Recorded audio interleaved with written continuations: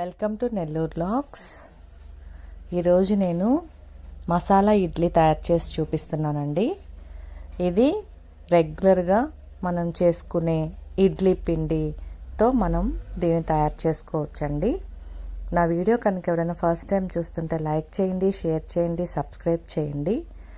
బాగా వేడిగా ఉండేటప్పుడే ఈ ఇడ్లీని తింటే చాలా చక్కగా చిన్న పిల్లలు కూడా బాగా ఎంజాయ్ చేస్తూ హోటల్ స్టైల్లో ఈ మసాలా ఇడ్లీని మనం తయారు చేసుకోవచ్చండి ఇంట్లోనే. కానీ మనం ఏం చేయాలంటే కొంచెం ఇవి ఒక ప్లేట్కి ఇంకొక ప్లేట్కి గ్యాప్ వచ్చేటట్టు పెట్టుకోవాలండి. లేదు అంటే కొంచెం స్టఫింగ్ కొంచెం అతుక్కొని పోయి ఇడ్లీ కొంచెం అంటే అంత అందంగా రాదు అని నా అభిప్రాయము. టేస్ట్ అయితే అదే టేస్ట్ వస్తుందండి.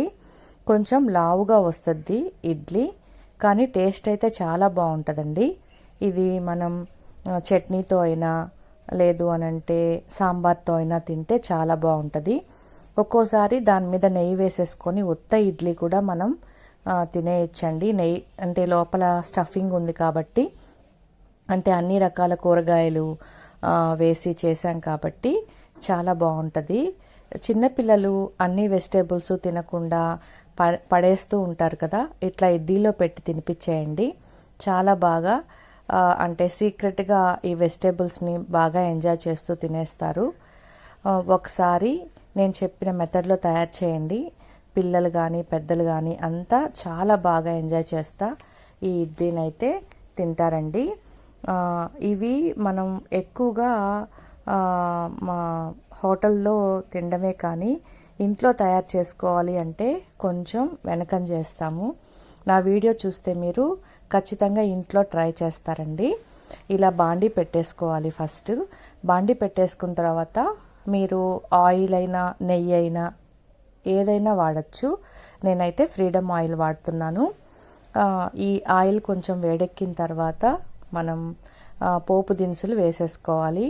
అంటే ఇది జీలకర్ర, ఆవాలు రెండు వేసేసుకోవాలి. వేసేసిన తర్వాత వెజిటేబుల్స్ వేసేసుకోవాలండి.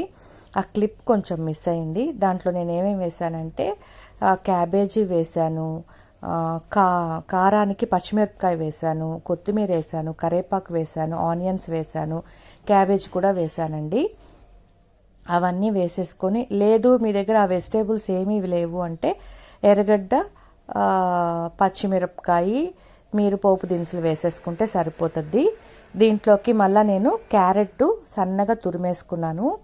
ఈ క్యారెట్ అనేది మటుకు మిస్ చేయొద్దండి. దీంట్లో చాలా టేస్ట్ని ఇచ్చేదంతా ఈ క్యారెట్టేనండి. నేనైతే చాలా ఎంజాయ్ చేస్తా తింటాను ఈ క్యారెట్ని. అందుకని నేను సన్నగా తరిగేసుకున్నాను. పిల్లలు బాగా ఎంజాయ్ చేస్తా తినేస్తారని చెప్పి. ఇంకా నెక్స్ట్ దీంట్లో పచ్చిమిరపకాయ వేసాం కాబట్టి ఇంకా కారం వేయాల్సిన అవసరం లేదు. నేను గరం మసాలా పౌడర్ వేసేస్తున్నాను. ఈ గరం మసాలా పౌడర్ ఇష్టం లేదు అనుకుంటే మీ దగ్గర ఏదైనా కరివేపాకు పొడైనా లేకపోతే శనగల పొడి ఉంటుంది కదా, అది వేసుకున్నా కానీ చాలా బాగుంటుందండి ఇడ్లీలోకి. ఇట్లా మీకు ఎంతవరకు అయితే సాఫ్ట్నెస్ కావాలో అంతవరకు ఈ ఇడ్లీ ఈ తాళింపునంతా కూడా వెజిటేబుల్స్ అన్నిటిని కూడా మనం వేయించేసుకోవాలి. తర్వాత నేను ఇంగువ పిండుకుంటున్నాను. ఇంగువ పిండుకోవడం వల్ల మనకి ఈ స్టఫింగు మంచి కమ్మదనాన్ని అయితే ఇస్తుందండి. నెక్స్ట్ పసుపు.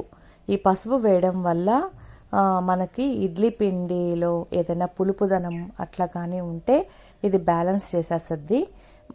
మరియు ఈ ఇడ్లీనంతా కూడా మంచి రంగునైతే ఇస్తుందండి. ఇలాగా దీనికి సంబంధించిన స్టఫింగ్ అంతా కూడా తయారు చేసేసుకొని పక్కన పెట్టుకోవాలి.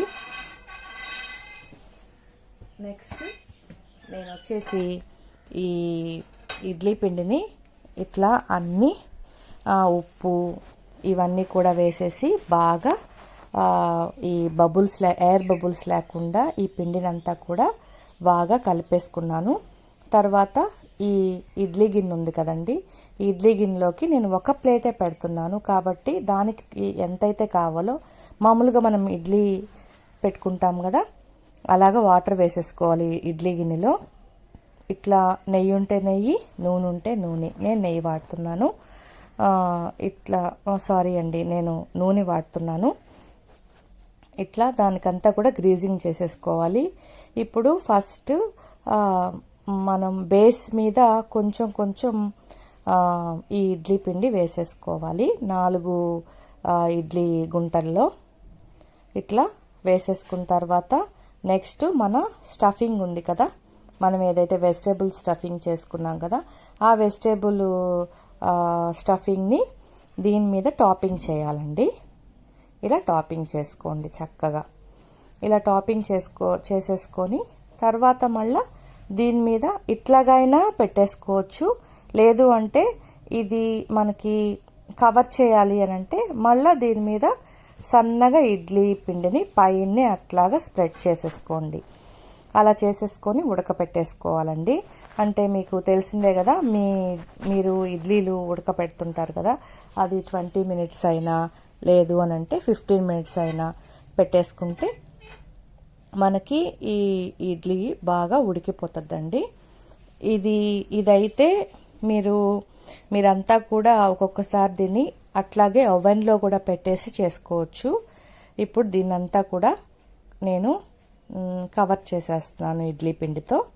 చూడండి చక్కగా చిన్నగా ఈ వెజిటేబుల్స్ అన్నీ కనపడకుండా చేస్తే మనం తినేటప్పుడు పైన అటు ఇటు అంటే మధ్యలో వెజిటేబుల్ స్టఫింగ్ వస్తుంది, పైన కింద మనకి ఇడ్లీ బాగా ఒత్తుగా ఉంటుంది అన్నమాట. అలాంటప్పుడు మనకి అంటే చట్నీ, కారం, సాంబార్ ఏమీ లేకపోయినా ఉత్తగా ఇడ్లీనే తినేయచ్చు ఈ స్టఫింగ్ పెట్టుకొని. అంటే మనం పఫ్ తింటాం కదండి, ఆ ప్యాటర్న్లో నేను చేశాను.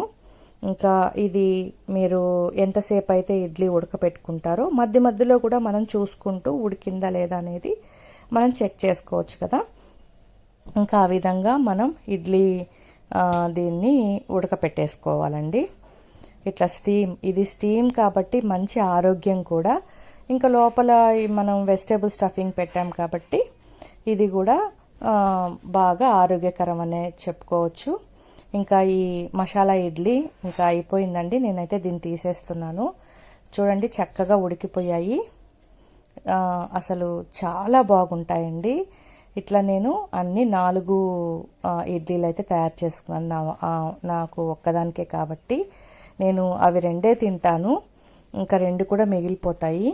కానీ చాలా బాగుంటాయండి ఇవి. ఒకసారి ట్రై చేయండి. ఇప్పుడు ఈ మసాలా ఇడ్లీ అయితే రెడీ అయిపోయింది. నేను ఇంకా మీకు చూపించాలి కాబట్టి అన్నీ డిష్ అవుట్ చేసేసి స్టఫింగ్ ఎలా ఉంది అనేది కూడా ఒక ఇడ్లీతో నేను చూపిస్తాను. చూడండి వెజిటేబుల్స్ అన్నీ చక్కగా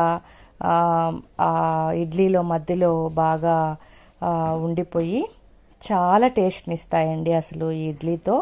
ఇది స్టీమ్డ్ కాబట్టి ఆరోగ్యానికి ఆరోగ్యము, లోపల స్టఫింగ్ ఉంది కాబట్టి మనం ఎంజాయ్ చేస్తూ బాగా తినచ్చు. అప్పుడప్పుడు ఇంట్లో కూడా ఈ హోటల్ స్టైల్ ఈ మసాలా ఇడ్లీని ఒకసారి తయారు చేసి తినండి. ఎలా ఉందో నాకు కామెంట్ రూపంలో పిన్ చేయండి. ఒకసారి దీన్ని తయారు చేసుకోండి. మస్ట్ అండ్ షుడ్గా మీకైతే నచ్చద్దని నేను అనుకుంటున్నాను. మీకు ఒక ఇడ్లీని ఇలా కట్ చేసి చూపిస్తున్నాను. చూడండి ఎంత చక్కగా దీంట్లో ఉండే స్టఫింగ్ చూడండి ఎంత బాగుందో.